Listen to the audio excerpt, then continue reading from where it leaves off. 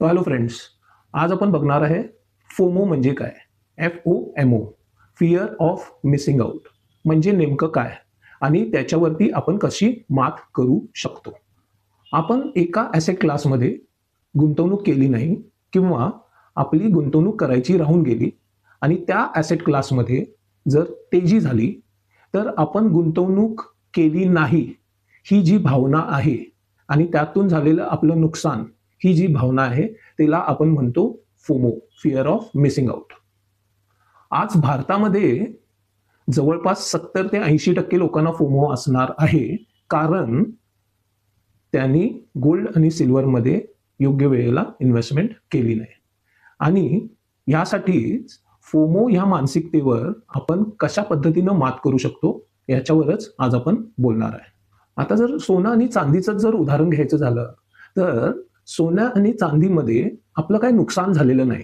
खरं सोनं आणि चांदीमध्ये आपण इन्व्हेस्टमेंट केली नाही आणि आपल्याला न झालेला प्रॉफिट याची जी खंत आहे त्यालाच आपण म्हणतो फोमो सायकॉलॉजी. ही जी खंत आहे, ही जे दुःख आहे, हे फार धोकादायक असतं.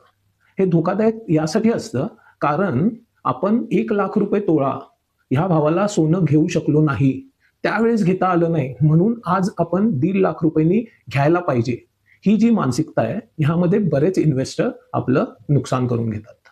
आता यामध्ये होतं काय की सोन्यात जर आपण 1,50,000 रुपये तोळा अशी इन्व्हेस्टमेंट केली आणि उद्या सोन्याचा भाव 1,50,000च्या वर राहिला, मग तर आपल्याला प्रॉफिट झालं.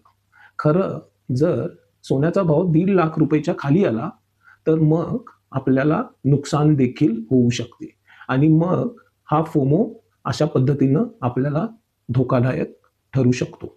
तर मित्रांनो, फोमो ही एक मानसिक स्थिती आहे आणि याच्यावर आपण नक्कीच मात करू शकू आणि त्याच्यावर मात कशी करायची याच्यावर आपण नेक्स्ट व्हिडिओ बनवणार आहे. तुम्ही फोमो यावरती आमचा नेक्स्ट व्हिडिओ जरूर बघा.